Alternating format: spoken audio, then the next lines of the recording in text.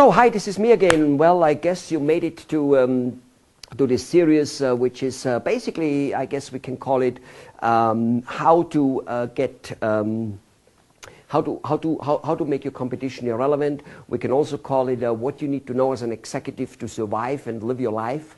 We can call it lots of things. We can call it the second business you never knew you had, which is marketing. If you're not as good in marketing as you are delivering your service or making your service or your product, whatever it is you do, let me tell you something, you'll have a difficult time. By difficult time, what I mean is you won't make the money you could possibly make, not even by a long shot, and you will be grinding. You'll be getting frustrated. You'll be getting a few more gray hairs than you should be getting. You will be spending less time with your family, and that's what it is all about. Let me tell you something, this is what it is all about if we do not take the responsibility to learn marketing the way it's supposed to be done, as well as all the other small things which an executive should know. There is so tremendously much misinformation on management.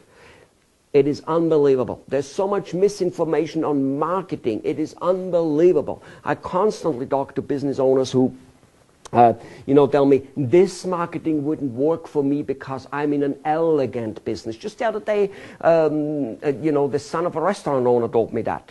The father was all for the little marketing things which I offered him to do. In fact, he's somewhat a friend, not a friend, but somebody I know. And I was willing to help him out with his restaurant, actually offering my marketing, a part of my marketing service, totally for free. And the father was all for it, maybe because it's free, it doesn't really matter, but one way or the other way, and then turns me over to his son, and his son goes, oh, this wouldn't work for us because we're an elegant, fine dining restaurant. I had to laugh. Unbelievable. On top of it, I was probably running some of the most first-class fine dining establishments in the world. And now being in marketing, and he tells me it wouldn't work. However, other people tell me that, be it a business manufacturing guy, be it a dentist, be it a whatever, this wouldn't work for us because, and yet while they say so, they're struggling, they're having a hard time. Oh my God, why would they do that? In any case, that's what this series is all about, all right? Let me tell you something, look forward to it like there is no tomorrow, really. Go ahead, take a pen, write, do things, but do not, while you write and take notes, do not miss what I'm saying. On top of it, obviously, you can listen to it over and over again. But get in the basic, gesture of the whole thing and realize what this is all about. This is about attracting so many new prospects, not necessarily clients here. The prospect and the clients are two different things.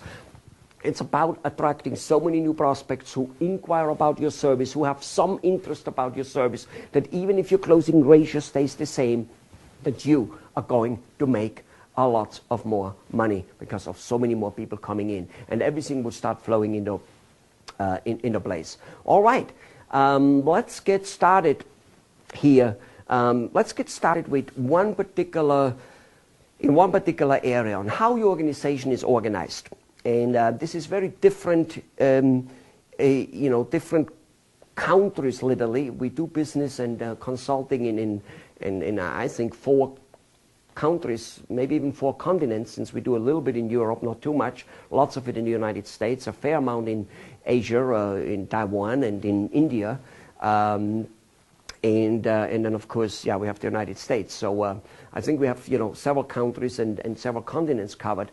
And even though there are differences, there are huge similarities, and the truth is it's always working the same way, and some of the mistakes are made everywhere. Some countries and some areas make some mistakes more than others, but the truth is almost all of them make them. The one I'm going to explain now in terms of organization is extremely violated in countries like India. It is violated in the United States as well. Keep in mind, even in the United States, this country with this phenomenal business sense and whatever it is, 17 or some out of 21 businesses go broke within the first 2 to 4 years.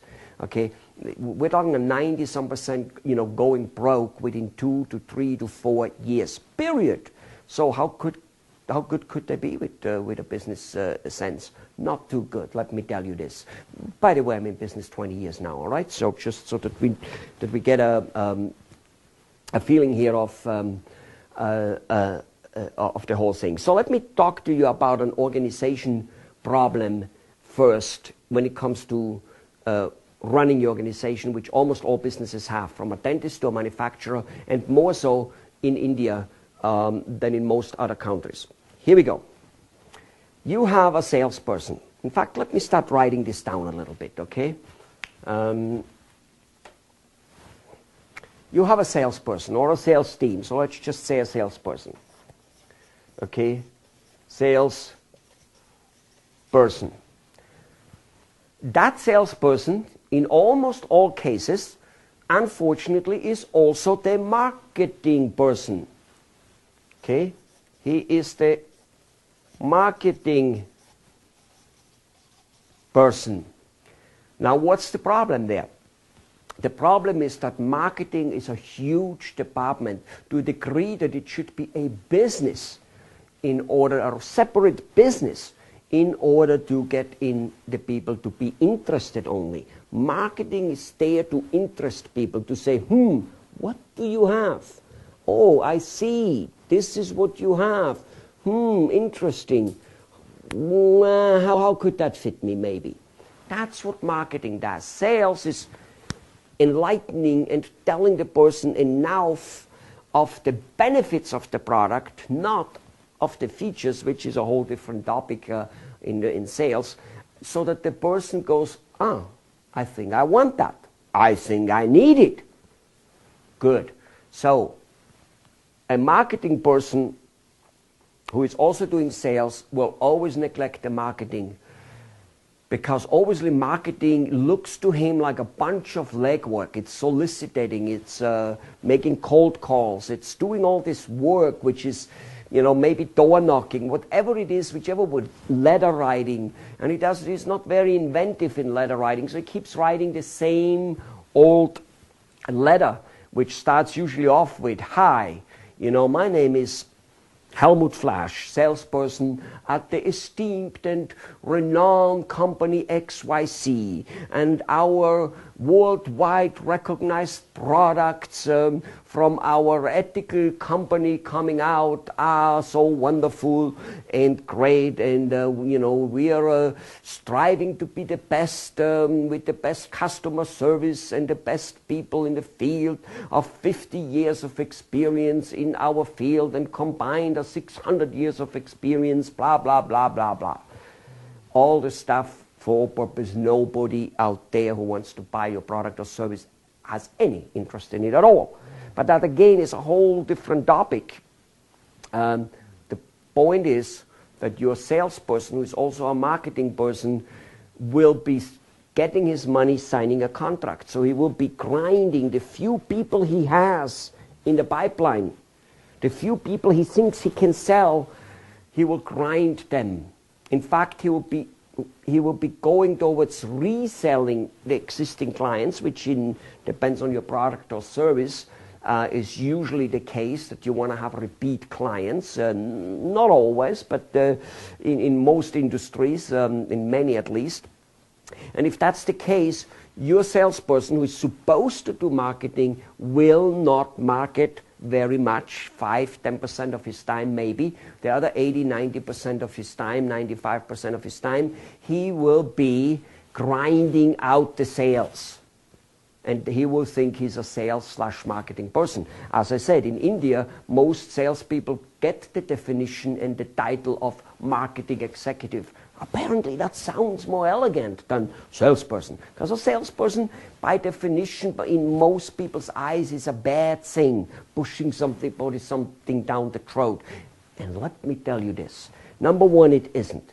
Because if somebody needs a service, he needs a person to give it to him, to explain it to him, and to get it to him. And yes, sometimes to push that person a little bit so that he does do the service which will help him. Because people stay away from stuff which help them. They're gun shy, all kinds of things, so they need to have a little push. However, something even more important about this whole subject of sales. The only time, and the reason salespeople feel that this is something about pushing something down the throat, is because they do not have enough products. Enough inquiries, enough prospects. And thus they cannibalize the few people they have. That's what you get when you have a salesperson and a marketing person, the same person. I am telling you, are forfeiting most of your marketing. It doesn't work to have, let's say, you say, okay, then I hire 2 people. So they both do sales and marketing. That equals out to the same, than 1 marketing, 1 sale. It doesn't work that way, because at any given time, your salesperson will be reluctant to do marketing and will work towards, so to say, sales, because that's where he makes the money. Sales is the tedious, they're constantly getting rejected. At least the people he tries to sell, he's already somehow in communication with them, and the rejection isn't so huge anymore. In marketing at the beginning, especially if it is one person doing it, there's a tremendous amount of rejection. So that's number 1. Number 2, who said that it is a 1 salesperson for 1 marketing person? Who said that? We're going to get into the marketing area quite a bit, and you will realize how much there's to do and what type of knowledge it requires. Okay? Very different knowledge than selling, even though there's some similarity, obviously. Let's go on here. There's more devastating news. Most people, and again, some countries more than others, and I just, on the last 2 in India, and over the last 15 years since I've consulted in India, I noticed it's more down there than in America, but America has the same problem actually, to a degree. The person is now also doing customer service. It makes a lot of sense to the business owner that the person who sold the guy keeps servicing him. Oh my God. Again, people don't like rejection. In sales, you get rejection, more so in marketing. Customer service, you don't get so much rejection anymore. So your person who's doing sales and marketing will be working on customer service a lot. He'll be eating it up. On top of it, there is this ethical belief, and it's right, it's correct, that the customer is gotten and he must be serviced good. Of course he must be. And the customer, as you probably well know, have you ever noticed a customer who has like a couple more things to complain and to kind of just ask lots of questions than he could and should? Yeah, they do that. They tend to do that. And that's fine. We still should service them. But it shouldn't be at the cost of doing sales and marketing, because that's where he will spend his time, sales and marketing. Unbelievably lots of time. Marketing will almost fall away. Sales will become weak.